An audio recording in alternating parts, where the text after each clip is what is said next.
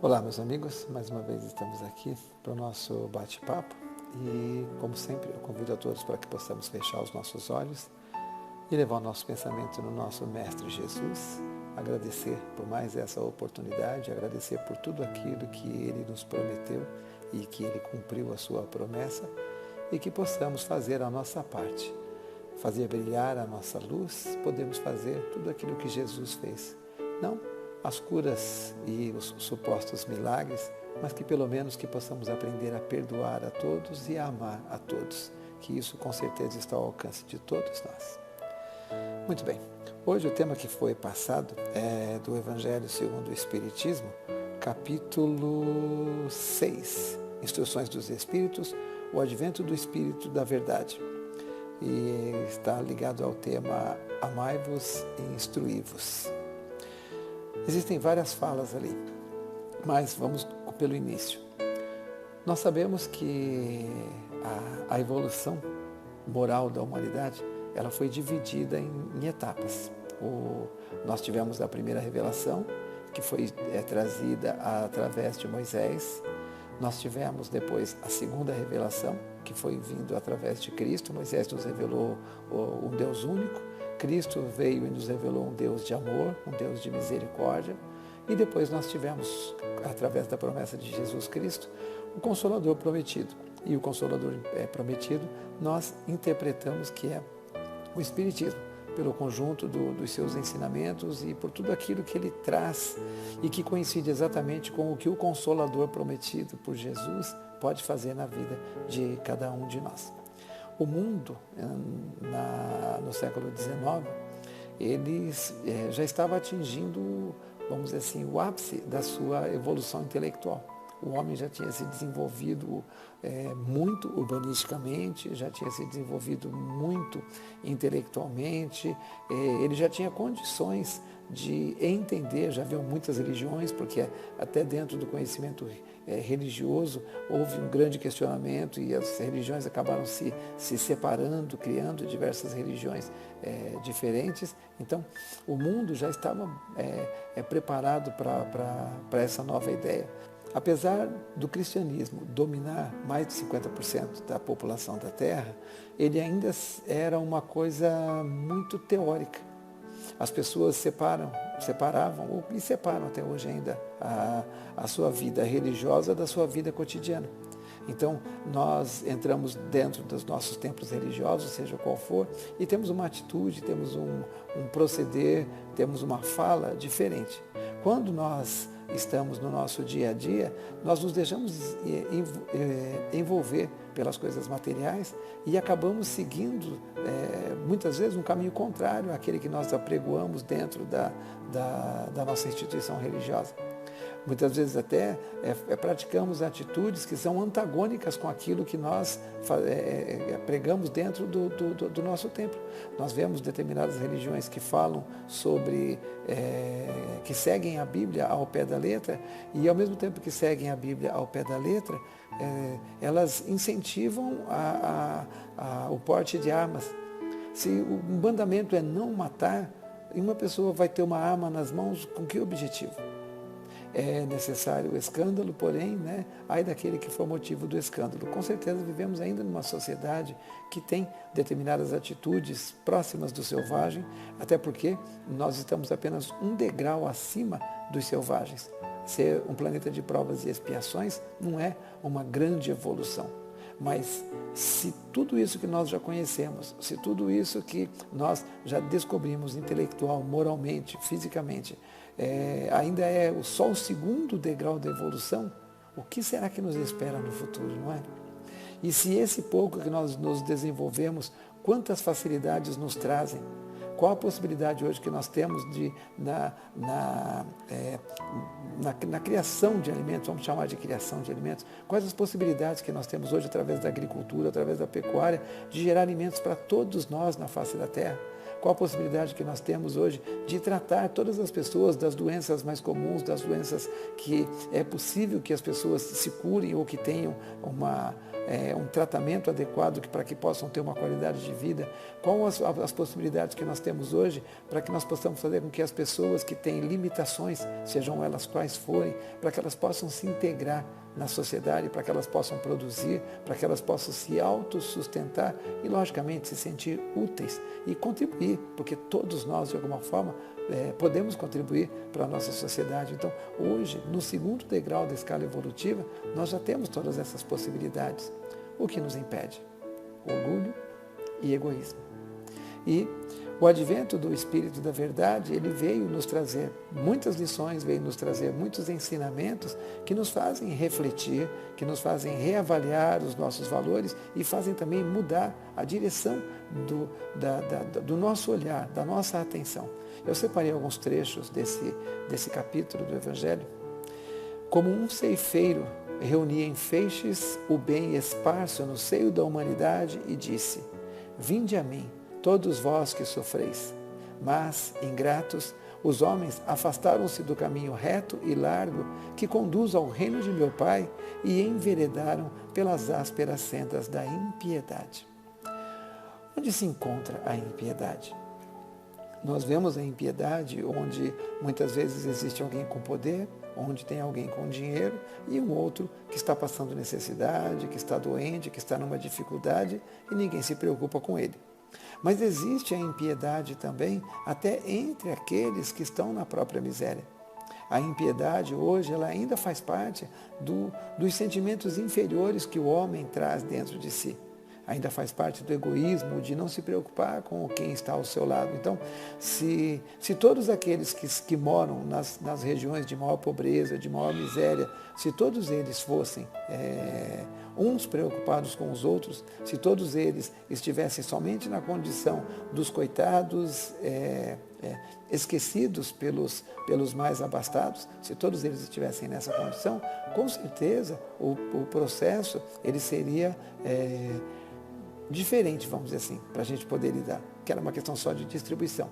Mas mesmo entre aqueles que convivem no local de miséria, no local de pobreza, no local de doença, mesmo entre eles, nós ainda percebemos a impiedade, porque embora existam alguns que dividam o seu pão, existem outros que querem tomar o pão do seu vizinho, do seu semelhante, do seu próximo, em benefício próprio. Então, a impiedade, ela não é somente presente na condição daquele que tem muito conhecimento, daquele que tem muito dinheiro, muito poder, que tem a facilidade para tomar decisões através do governo, de empresas ou coisa parecida. A impiedade, ela está presente em todas as pessoas ainda. Então, não é uma coisa que ela tem que ser mudada.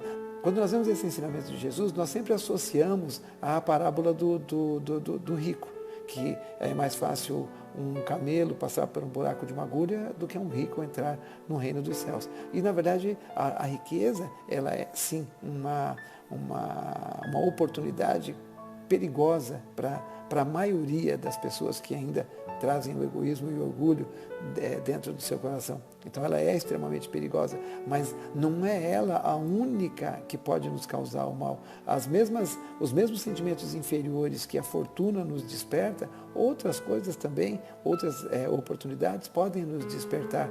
O egoísmo e o orgulho, eles se manifestam de várias maneiras diferentes na nossa convivência com as pessoas. Venham instruir e consolar os pobres deserdados, venho dizer-lhes que elevem a sua resignação ao nível de suas provas, que chorem, porquanto a dor foi sagrada no Jardim das Oliveiras, mas que esperem, pois que também a eles os anjos consoladores lhes virão enxugar as lágrimas. Venho instruir e consolar. Todas as vezes que nós atingimos o conhecimento, todas as vezes que nós descobrimos uma verdade, essa verdade nos faz uma transformação interior.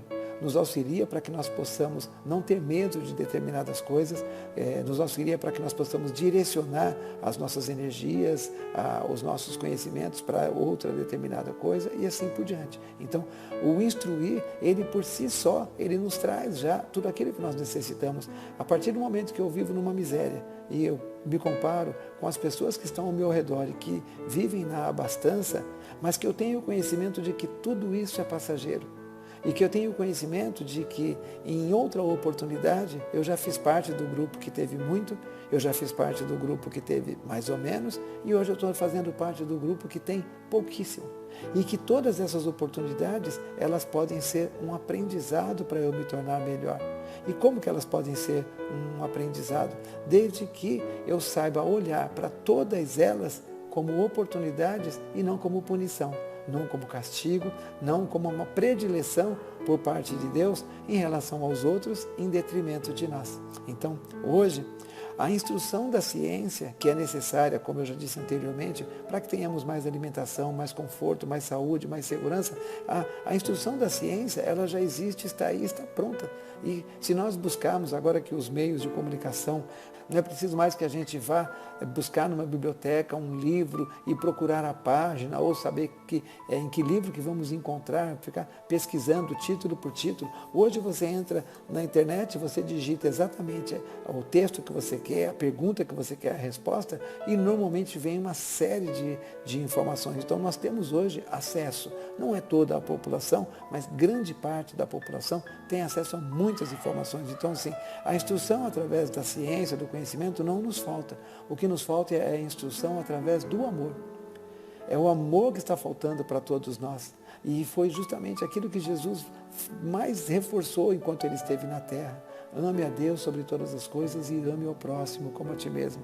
Que vocês se amem como eu vos amei. Então, o amor é a parte que está faltando, essa instrução, esse conhecimento de como aprender a amar. O aprender a amar, ele tem que ser um exercício de todas as outras virtudes que nós temos.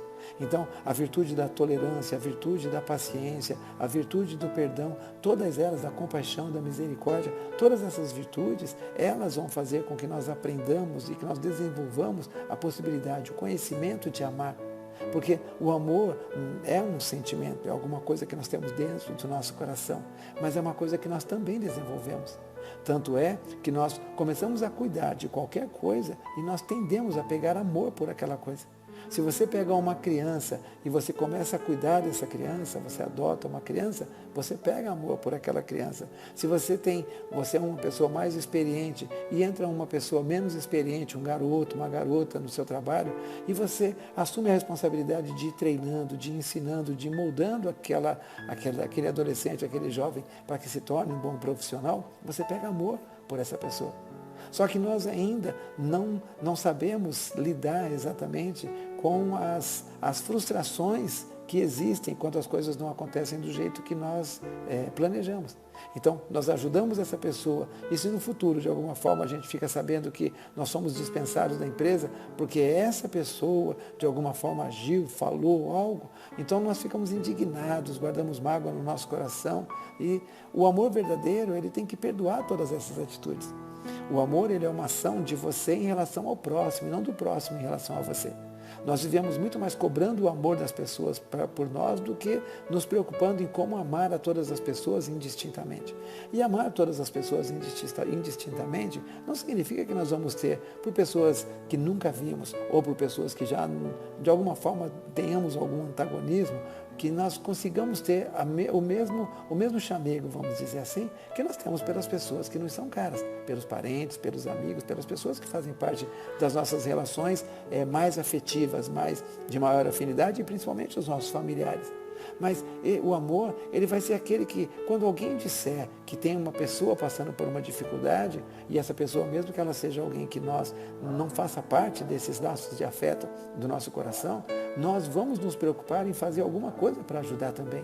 Mesmo que não seja diretamente, nós vamos tentar encontrar alguém que possa fazer aquilo trazer aquilo que aquela pessoa tem necessidade. E se porventura ela passar por um problema, por uma dor, nós não vamos nos sentir vingados, justiçados ou coisa parecida pelo sofrimento dela.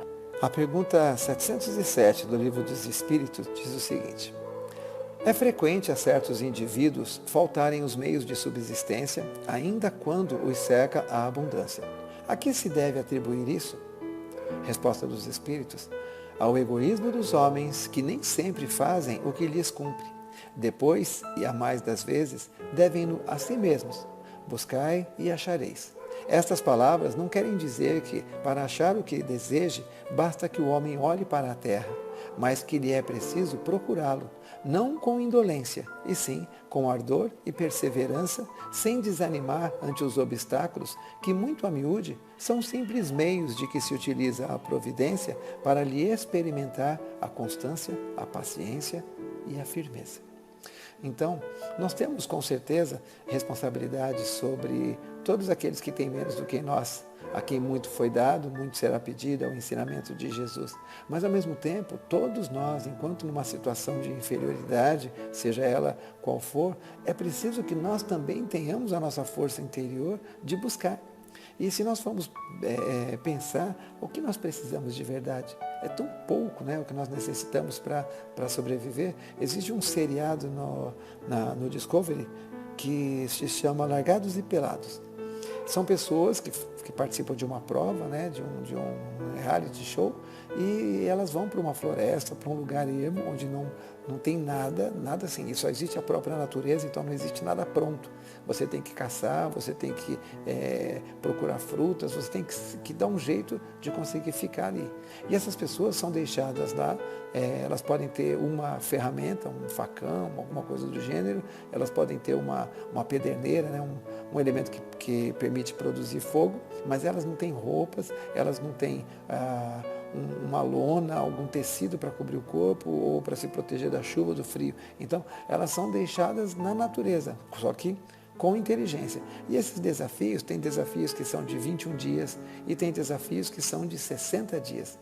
E essas pessoas, elas perdem 8, 9, 10 quilos, mas elas conseguem sobreviver nessa condição,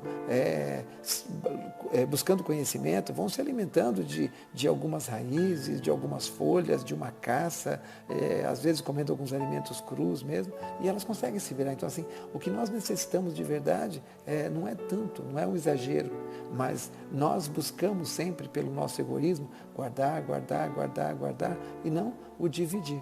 Então, nós que temos o muito, não dividimos. E muitas vezes aquele que está na situação de não ter o quase nada ou o nada, ele acaba também não buscando, não correndo atrás, vamos dizer assim, daquilo que ele precisa, porque entra numa situação de que não consegue, de que não dá. E nós vemos, às vezes, lado a lado, um que pega 2 ou 3 garrafas para reciclar, pega algumas latinhas para reciclar, e ele consegue se sustentar.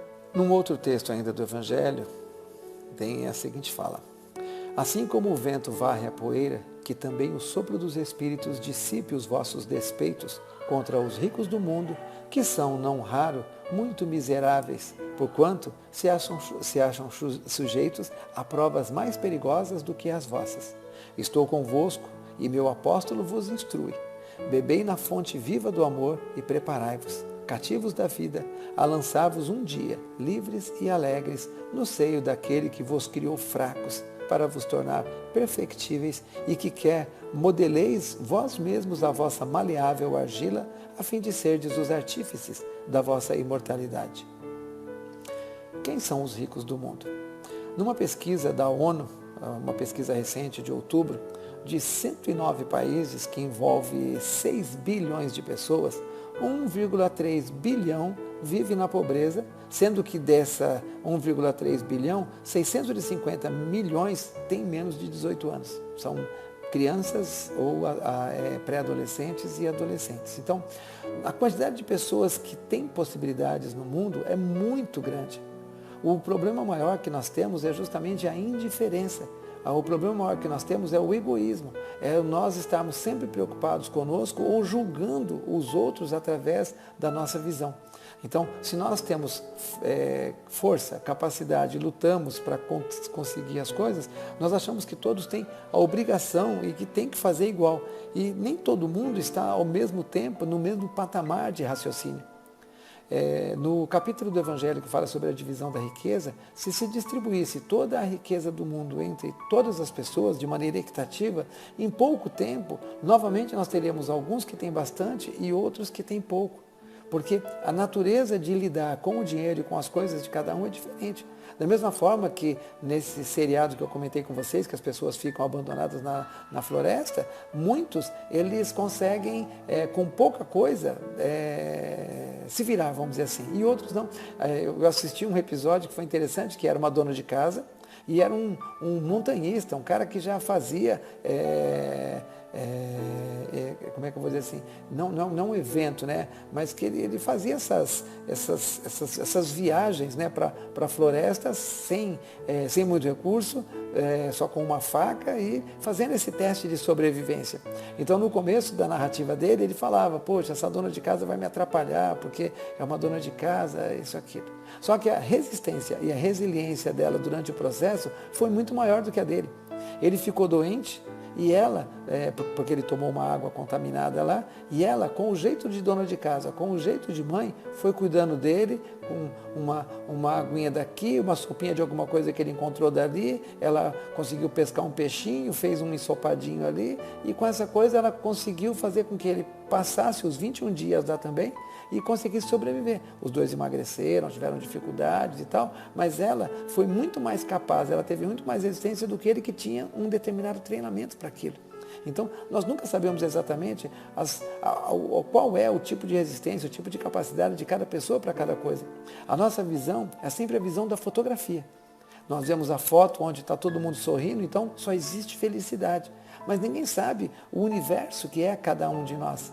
As experiências alegres e tristes que todos nós já passamos, os traumas que nós trazemos através das experiências dolorosas de outras oportunidades, as fobias que nós trazemos, as imperfeições das quais nós temos que nos libertar também, as coisas que nós já alimentamos durante tantos e tantos séculos no nosso espírito e que nós precisamos nos libertar delas. Mas a instrução dos espíritos, os ensinamentos que eles nos trazem, nos ajudam a trabalhar. E se nós pensássemos isso, que na verdade apenas 1/4 da população é que realmente tem necessidade, poxa, para cada um sofredor, nós temos 3 que têm condições de ajudar. Com certeza nós poderíamos fazer com que a miséria desaparecesse. Se a miséria desaparecer, a partir do momento que a pessoa não tiver mais o espírito, vamos dizer assim, não tiver mais a necessidade de se preocupar com a alimentação, que ele pudesse se preocupar no seu próprio desenvolvimento, em buscar uma oportunidade, porque não vai faltar o básico para ele, muitos valores vão mudar. Mas é lógico, existem aqueles também que buscam o caminho do erro por ganância. Né? Eles teriam condições de seguir um caminho, vamos dizer assim, um caminho honesto, mas no caminho honesto o rendimento seria pouco. E no caminho desonesto o rendimento pode ser maior. Então, se a cobiça, se a ganância, se a vaidade for muito forte, ele pode também enveredar por esse caminho, não por necessidade, mas simplesmente pela lei do menor esforço. No Livro dos Espíritos ainda, na pergunta 640, que ele fala sobre o bem e o mal, aquele que não pratica o mal, mas que se aproveita do mal praticado por outrem, é tão culpado quanto este? É como se o houvera praticado. Aproveitar do mal é participar dele. Talvez não fosse capaz de praticá-lo, mas desde que, achando o feito dele tira partido, é que o aprova.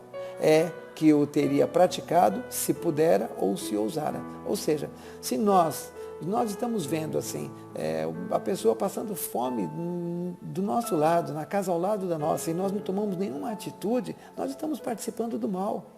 Nós estamos contribuindo com ele. Mas é um trabalho do governo. É um trabalho das ONGs. Não, é um trabalho nosso. Porque quem é o nosso próximo? Na parábola do bom samaritano, quem era o próximo? Era o que não tinha conhecimento, era o que não era sacerdote, mas era aquele que se dedicou ao seu semelhante. Então, nós somos o próximo de todos aqueles que estão próximos de nós e podemos fazer alguma coisa com eles, né, para eles. Na pergunta 641, será tão repreensível quanto fazer o mal, o desejá-lo? Conforme a virtude em resistir-se voluntariamente ao mal que se deseja praticar, sobretudo quando há possibilidade de satisfazer-se a esse desejo. Se apenas não o pratica por falta de ocasião, é culpado quem o deseja. Então, só o fato de muitas vezes nós pensarmos, né, quando alguma coisa nos acontece, nós já, puxa vida, se eu pudesse, se eu pegava, eu fazia, já é um indício. Não fazemos porque dominamos esse sentimento ou não fazemos porque não tivemos a oportunidade? Só nós sabemos. Então, precisamos aproveitar o conhecimento que nos é passado, que nós aprendemos através da doutrina, e trabalhar esse sentimento dentro de nós. Lutarmos para que nós possamos nos libertar dele por completo. E para finalizar, na pergunta 909, eu gosto muito dessa pergunta, que eu acho que ela resume, traz uma reflexão muito grande para todos nós. Poderia sempre o homem, pelos seus esforços, vencer as suas más inclinações? Resposta dos Espíritos, sim. E frequentemente fazendo esforços muito insignificantes. O que lhe falta é a vontade. Quão poucos dentre vós fazem esforços? Quantos esforços nós fazemos? Quanto realmente nós estamos permitindo que essa doutrina, ela entre no nosso coração, na nossa mente e transforme as nossas atitudes e transforme as nossas palavras, principalmente as nossas atitudes. Transformar as nossas palavras é muito fácil, mudar o nosso discurso, criticar as coisas erradas, né, que a gente observa no mundo é muito fácil. Agora, fazer a coisa certa, dar sempre o exemplo, essa é a parte mais difícil. Quando foi dito, amai-vos e instruí-vos, está resumido tudo aquilo que nós precisamos para poder evoluir, e evoluir de maneira positiva. Não é? Evoluir de maneira que o mundo evolua junto com a gente. Todos aqueles que nos cercam também evoluam, porque se nós amarmos a todos aqueles que estão próximos de nós e nós buscarmos o conhecimento para que possamos conseguir amar todos eles cada vez mais, dando o melhor de nós para cada um, com certeza nós daremos assim um salto evolutivo comparado com a situação em que nós estamos agora. Então, aproveitemos a oportunidade que nós tivemos nesta encarnação, não sabemos em que berço nasceremos na próxima, aproveitemos essa oportunidade desta encarnação, todo esse conhecimento, e transformemos esse conhecimento em atitudes do nosso dia a dia, atitudes que as pessoas possam, sem nós falarmos sobre isso, né? Que a mão esquerda não veja o que faz a mão direita, então, sem nós falarmos disso, mas que as pessoas procurem utilizar as nossas atitudes como exemplo para o dia a dia delas. É lógico, não devemos sempre buscar também falar o bem, sobre o bem, e somente coisas úteis, coisas saudáveis, coisas boas para todo mundo. Mas a nossa atitude sempre vai demonstrar que realmente não somos hipócritas, que falamos uma coisa e fazemos outra. Que a paz de Jesus acompanhe a todos e que no próximo encontro nós tenhamos mais um outro bate-papo. Então eu convido a todos agora para que nós possamos fazer o nosso Pai Nosso. Pai nosso que estais nos céus, santificado Senhor seja o teu nome, venha a nós o teu reino, seja feita a tua vontade, assim na terra como em qualquer parte do universo. O pão de cada dia nos dai hoje, Senhor, perdoa as nossas ofensas e ensina-nos a perdoar aos nossos ofensores. Não nos deixes cair em tentação, mas livra-nos do mal, Senhor. Assim seja. Que a paz de Jesus esteja com todos.